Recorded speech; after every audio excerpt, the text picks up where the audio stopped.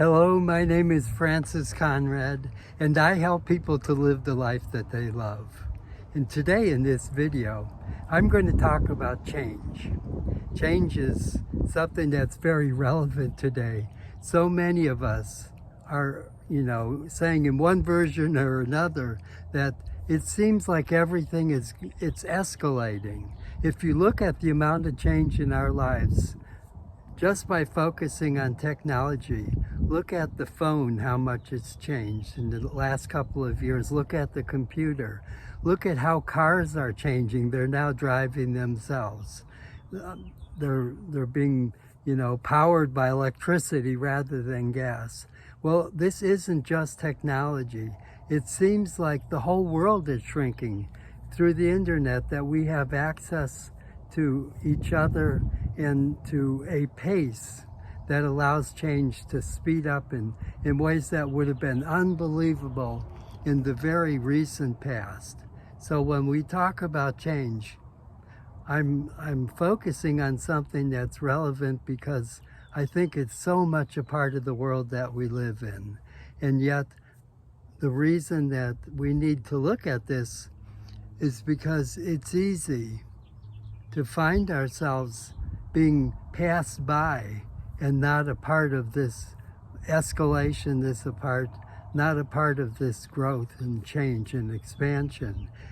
So many older people have the feeling like life is changing, and they say life is passing me by. It's like life is going on and I'm left behind. I'm no longer keeping up. I'm not changing with the times. And I don't think that's necessary, and I don't even think it's a good idea to be left behind. Life was never meant to, leave some people on the wayside and move on without them. I think we're all meant to be a part of this, but there's a lot about change that we don't know, and that's how we can get stuck and feel like life does pass us by. So today's topic really is about, how do I understand change in such a way that I can incorporate that into who I am, and I really feel like I'm a part of life. I'm life itself. So let's get started. A good place to start is that so much of what we see in this life seems to have opposites. So on the one side, we could say, yeah, we're alive, we're changing, we're growing. But then the opposite of that is it can feel like we're not growing, like we're actually stuck, like we're going nowhere. What is it that defines change versus going nowhere, or feeling like our options are so limited and life has so much more? Well, limited options is often defined as, I'm living in a box. And you could say that the box is our thinking. You could say that the way that I experience things, what is available to me, is limited by my beliefs. It's limited by my worldview. It's limited by my sense of who I am. All of that can feel like I'm being held within confines of my own thinking, of my own mind. And that's so true. We are the ones that hold ourselves back. If we're not feeling like we're keeping up and changing, it's not the outside that's moving on without us. It's that we're creating an experience in our own thinking, and that experience is being spelled out as, I'm limited, I've only got so many options. So we put all those limited options that we have into what I call, or what is referred to as, the box. And we can rearrange the furniture, move this piece here or there, paint the inside of the box. But as long as we're in the box, we're confined, and there's not very much that we can do. Now, yesterday I learned a bit about this. There was a bird that was on the sidewalk outside our window, and it looked up and it flew and flew right into the glass and knocked itself back down on the sidewalk. And then it looked again, and it flew back in the same place, hit the window, knocked itself back onto the sidewalk. The third time, it actually did it 3 times. What on earth was going on there?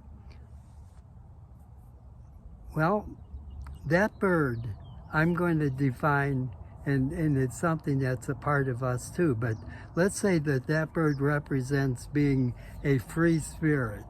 It's not going to allow itself to be confined. It was determined to fly through that window, what it was seeing on the other side.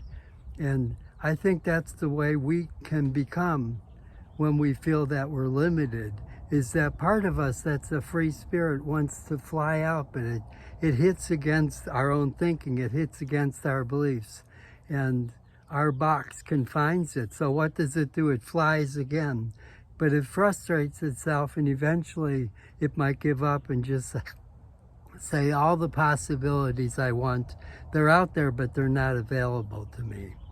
So let's begin to take that box, and first of all, we've defined that we're meant for so much more. We're free spirits.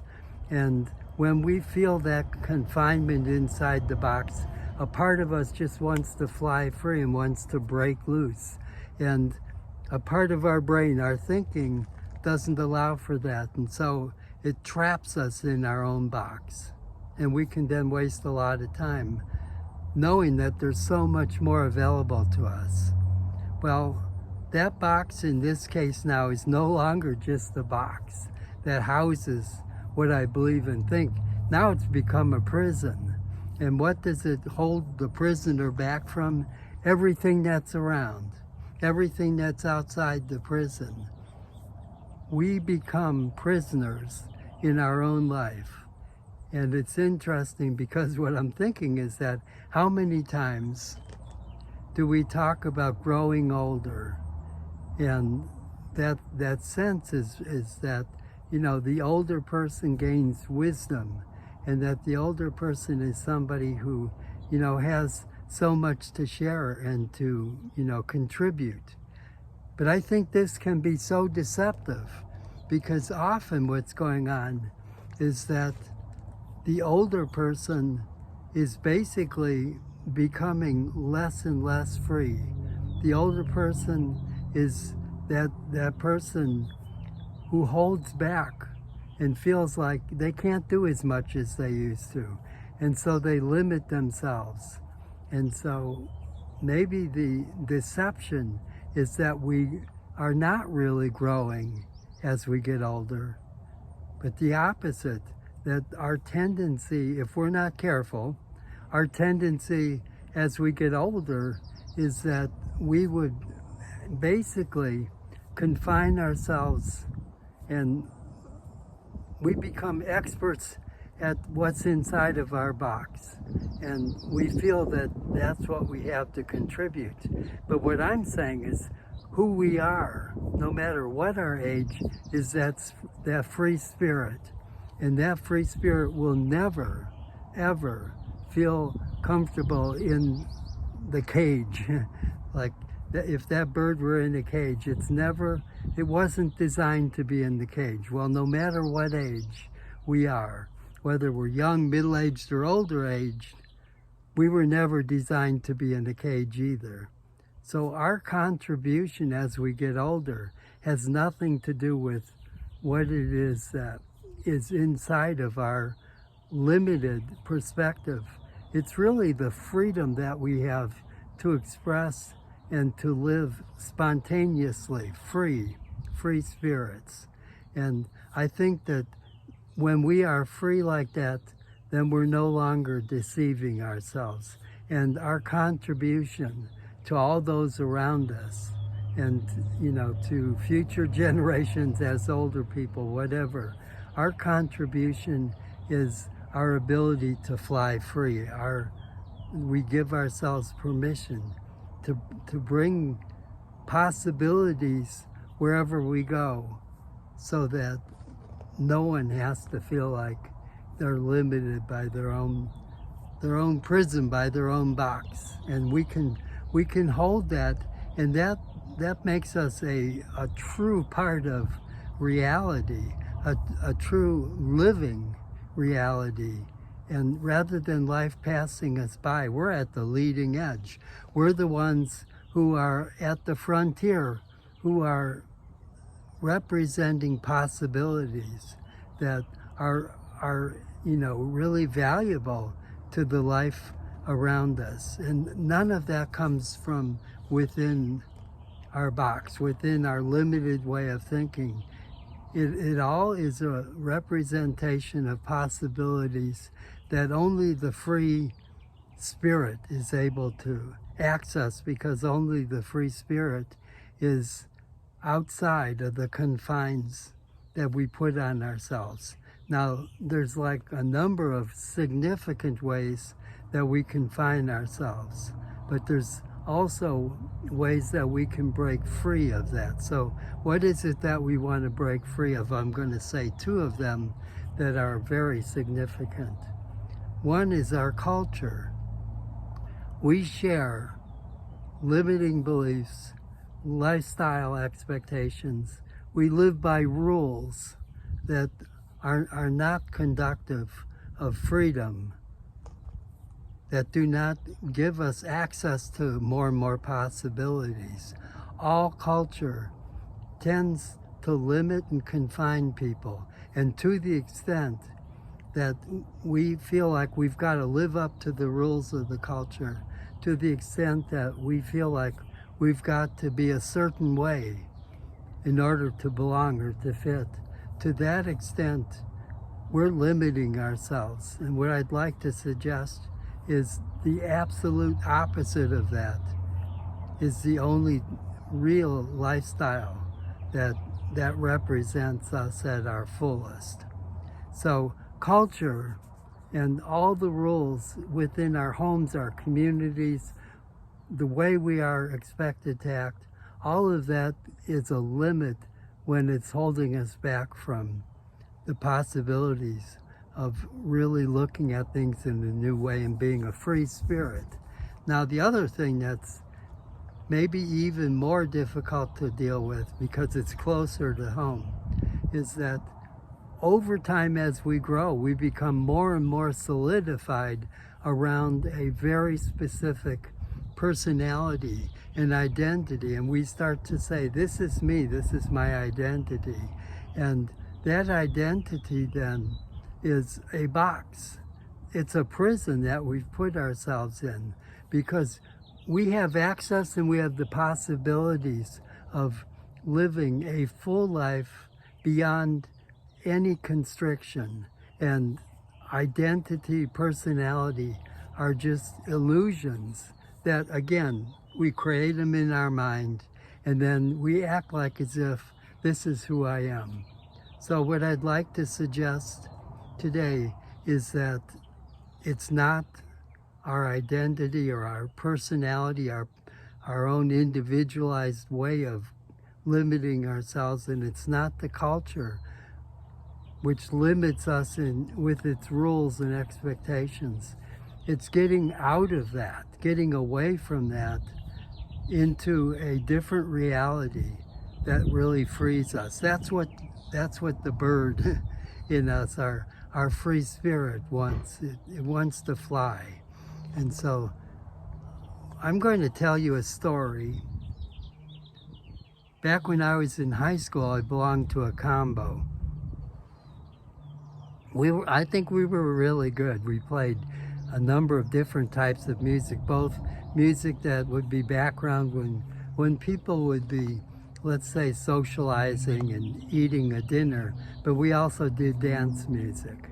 And I think we were good. Like I say, we had a number of instruments. There was a trombone and a trumpet and a guitar, and at times we used the banjo, and we had drums, and we had an accordion player who was phenomenal. Every year he competed at the state level. He was so good. So this combo included me. I played a standing bass fiddle, and I remember one day we were practicing in the evening at the school where I was, and the person who, you know, was sort of like our director came up and he said, you know, you guys are great in terms of knowing the music. We were people who were, you could say, musically perfect. But he said something's missing. And he saw that, you know, we were reading music, and we didn't need to read it. Everybody in this group was so good that they basically could play without the music. But there was something missing. And he said, I have an idea. He had us leave our music behind, leave everything, and just take our instruments and go outside. And it was a beautiful evening with the breeze blowing, and it was dark. And so we got outside and we set up in the dark. And I remember we started playing a song called Valley High.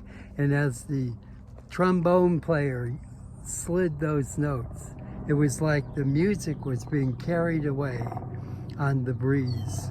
And something happened outside that I'll never forget. It felt like we weren't producing the music, but it was almost like as if what was going on was coming through us, that the music itself was playing us, playing through us. And I'll never forget that feeling, because I think that what we fell upon that night was that we took what we did within our box, within that room, within our understanding of, you know, what was possible for our little group, and we were very good at what we could do in our box. But we somehow fell upon this idea of leaving our box and seeing what would happen if we went to a different place. It was a totally different reality to play in the dark. And by doing that, I learned something significant, which is if you want to change, if you want to go deeper, sometimes the only way to do that is you've got to change your reality. You've got to get outside of what you normally do, and the possibilities are really not in that room, but outside the room. I was just thinking that, you know, that was an insight that has never left me, and that was so many years ago. And that's the way insights are. They hit us at such a deep level because they're not coming from what's inside of our box. It's like a realization that what's real is a possibility that's outside of anything that comes from my own thinking, comes from my own awareness. It's from beyond. And that's why it goes so deep. So let's look at some models now that we have a better idea of how change happens. We figured out that change doesn't happen inside of a box or a prison. It happens when we change our reality outside of our way of thinking, outside of our culture, outside of our identity. We get away from the way that we normally experience life. And when we get away, that's when something magical, something that I call possibility, can happen. So let's look at this in a couple of normal ways. How does a person learn language? Well, I just grew up in a family around people who spoke English, so it was pretty obvious I learned English, and I just did it. And the more I did it, the better I got at it. But let's say I want to learn Italian. I know that I'm not going to learn Italian if I stay in my box. Nobody in my family, nobody around me, in the people that I knew growing up, nobody spoke Italian. So that wouldn't work. The only way that I could find a way to learn Italian is I would have to find people who spoke Italian. And this model to me is immersion. So what I do then is I go around people who speak Italian and I hang out and I immerse myself to the extent that that possibility for Italian now becomes more real. I'm in a place, not in my box, but a place where Italian is spoken. And by immersing myself, I'm really moving myself as quickly as possible into learning the language. If I try and figure it out just in my brain, I can gradually get more and more words, but it's not the same thing as just immersing myself in an environment where the language is spoken. By who? By people who are Italians, who are experts in their language. Now let's take the same thing and see that it applies to music. Since music is such a huge part of, my experience. I come from a family of musicians. My father played multiple instruments. Piano and violin were his two primary instruments. And I was surrounded by a family of others, who took up the guitar, who took up singing. And so you could say that anybody in my family would learn music to the extent that they were willing, because we were surrounded by the music. But now let's say that as a musician, there's a whole different style. Let's say classical music was not something that we immersed ourselves in at home. If I wanted to learn classical music, I would have to go into a different reality, that possibility would come alive for me. And where would that be? That would be with people who play classical music. I might bring it home and play it in those days, my LP, my record player. But what I'm saying is that musicians immerse themselves with other people in order to change music styles and to learn other styles of music, to expand their repertoire. Those possibilities happen when they find people who perform in whatever style they're interested in, and they jam. They pick up their guitar or whatever instrument, they hang out with these people, and as they hang out and as they do it with them, they become more proficient. So what is it that we're getting to? I'm going to talk about travel, because that to me is a significant opportunity that I've had and that I share with other people who are looking to transform their life. So let's look at what is the model of travel. Well, if I want to transform my life, it's not going to change and transform in any dramatic way if I stay at home in my culture and my personality and my identity. We've already established that when somebody stays in their box, they don't really change beyond whatever it is that's allowed, what the rules are inside the box. So what I'm going to suggest is that we need to get out and get away from that box if we're going to truly give ourselves the opportunity to change and transform. So where do we go? We go to a reality that's different. If my reality in the box might be, the culture and just the lifestyle and the rules that I've learned to live by, then the reality outside the box would be to go to a different culture, literally get on a plane, leave the country and get off the plane and be immersed in a culture that's not your own. And what that does is it gives you access to possibilities that you would never have, or would take a tremendous amount of time to emerge in your home box, in your home prison. Outside of our culture and outside of our way of being is all the possibilities that await us if we just allow ourselves to go to that source, that place of possibility. And how do I do it?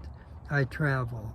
And once I've traveled, it's like immersing myself in a language, or it's like jamming with musicians. Travelers are basically putting themselves into a reality that's different. Why? Because that reality is going to offer possibilities. There's so much more that we could say about this, but I'm hoping that you get the sense that we don't just change. We change as a result of immersing ourselves, as a result of moving away from a limiting way of being into a reality that we can immerse ourselves in. It's totally different, totally new. So I offer that as a way of thinking about transformation and a tool that is so powerful, namely travel, because it puts us into the possibilities, and it removes us from the limitations that hold back transformation. So anyways, I want to thank you for giving me this opportunity to talk about, transformation and change.